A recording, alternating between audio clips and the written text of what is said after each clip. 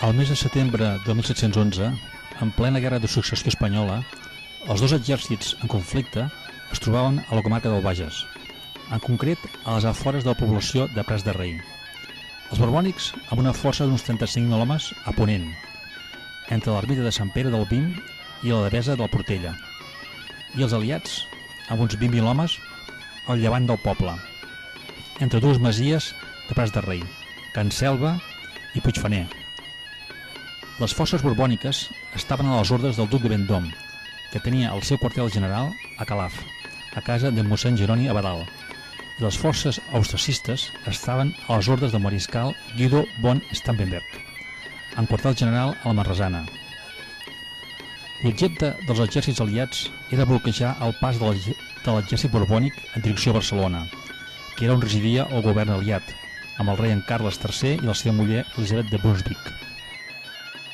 El 17 de setembre de 1711, les tropes austriacistes, comandades pel mariscal comte de Starhemberg, arriben a Prats de Rei. 3 hores després arriben també les tropes borbòniques, comandades pel mariscal duc de Vendôme, que a diferència dels anteriors portaven peces d'artilleria. L'endemà, el duc de Vendôme va ordenar bombardejar i enderrocar el poble i els murs de Prats de Rei. 3 canons dels exèrcits borbònics començaran a disparar contra els austriacistes. Aleshores, el comte de Starhemberg ordena l'ocupació de la vila de Prats de Rei, amb 500 soldats. Sembla que el bombardeig no va ser gaire efectiu, ja que un pagès anomenat Joan Fàbrega va deixar escrit que posaran bateria de peces a l'era d'en Llobet per espatllar la muralla i cases, encara que les cases les espatllaren més els alemanys per treure les bigues per fer foc que no la bateria.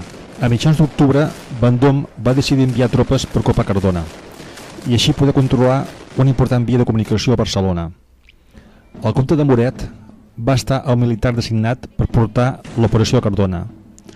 Aquest es van portar 4 batallons francesos, 2 d'Arpajú, el regiment de Trujillo, 12 companyies de granaders i 20 homes per batalló. El dia 10 de novembre, Arpajú, que havia sortit de Castellbò, i el general espanyol Feliciano Bracamonte s'ajunten amb el comte de Muret, al Pla de Vergós, a uns 2 quilòmetres de Cardona. En total, l'exèrcit de Muret disposa d'uns 8.000 homes i 1.500 cavalls. Starhemberg, des dels Prats de Rei, valorant la importància de Cardona, va enviar un destacament a les ordres del comte d'Eck i també al coronel Conrad Planta, els 2 alemanys i de la seva màxima confiança, amb el seu regiment de grisons i 256 alemanys. El dia 15, els borbònics disposen una bateria de canons que durant 48 hores bombardeja els murs de la vila, fins a enderrocar-los, especialment les torres de la Pietat, 2 torres medievals utilitzades com a fortalesa pels austriacistes per intentar frenar els borbònics, encara que sense èxit. El dia 17 es van introduir a la vila pel portal de Sant Miquel. Una vegada ocupada, van disposar les bateries en 4 punts diferents per disparar contra el castell. La guarnició del castell consta d'uns 1.800 homes sota les ordres del nou governador comte d'Eck. El coronel Manuel Desvalls és el coordinador i responsable d'intendència. Pere Alba i Marquès és el governador polític de la vila i responsable del sometent. També s'hi troba a la guarnició del castell els regiments de la Diputació sota el comandament de Pere Montaner, el comte de Talf, austríac, de Faber, italians, bisons suïssos i uns 196 portuguesos. L'ofrena es farà al baluard de Sant Llorenç, abans conegut per baluard de Sant Jaume. És el que va quedar més malmès durant els bombardejos del setge. Durant 34 dies, els borbònics bombardegen la fortalesa, però l'alçada complica que els projectils hi arribin. L'accés per terra també és complicat, però després de 2 setmanes sense èxit en els bombardejos, els borbònics intenten accedir al castell excavant túnels, un d'ells anomenat el Rastrillo. Tots els intents són fallits, i això provoca nombroses baixes entre morts i presoners. Assabentat Starhemberg de la greu situació del castell i sabent que no pot descuidar la seva posició als Prats de Rei, decideix enviar un petit regiment d'èlit, d'uns 300 homes, a les ordres del general Bater. Aquest s'instal·la al pont de la Malagarriga, sobre el riu Cardener. L'objectiu és doble: planificar un alliberament del castell i preparar una contenció en el cas que els francesos superin Cardona i avancin cap a Barcelona. El general Bater, veient la delicada situació del castell, decideix introduir 150 granaders. El dia 18 de novembre, aquestes tropes d'èlit, sota les ordres del comte de Helen, coronel austriacista, aconsegueixen el seu objectiu.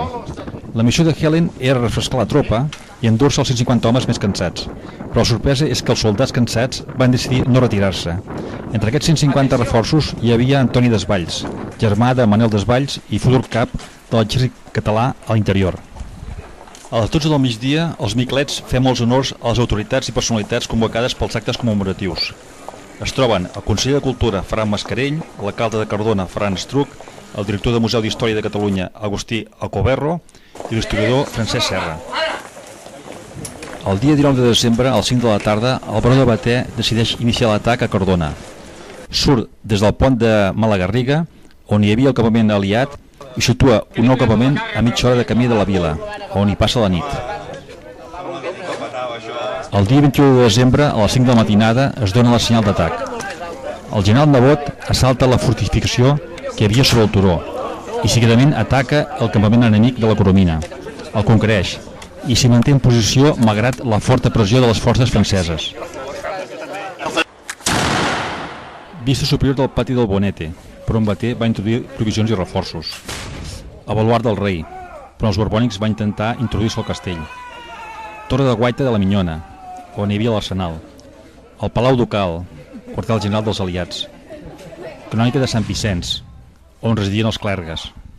Els coronels Comte de Helen i Eduard Stanhope ocupen els Escorials i el turó de la Carrossona, que estava també en possessió dels francesos. En aquesta lluita, el comte francès de Melun és greument ferit i capturat, i al cap de poc mor per les seves ferides. També lluita el coronel Comte de Helen, que se subordina a les ordres de Stanhope.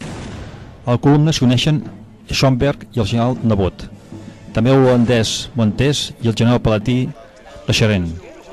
És la batalla més dura del setge. El coronel Edward Stanhope és ferit i mor 2 dies després. El 22 de desembre a les 9 del matí, el tinent general Baró de Bater aconsegueix introduir 400 homes i provisions al castell. Esperarà l'atac simultani a l'enemic. En el campament borbònic de Santa Llúcia, la lluita és ferotge i sagnant, i finalment els francesos han de retirar-se precipitadament del lloc, renunciant també a la presa del castell. Fugen de manera tan desesperada que no es poden endur la maquinària de guerra ni els seus soldats ferits. El general Nebot els perseguirà per assegurar-se que no tornaran. El dia 22, els francesos fugen cap a Solsona. Segons Starenberg, l'enemic tenia 2.500 homes davant de la muralla, però en va perdre 1.500 durant els 2 dies de la batalla, a més de molts ferits i nombrosos empresonats i desertors. El dia 23 es fa oficial la victòria aliada. Aquest mateix dia, Carles és coronat emperador d'Àustria. Tots els canons llancen una triple descàrrega.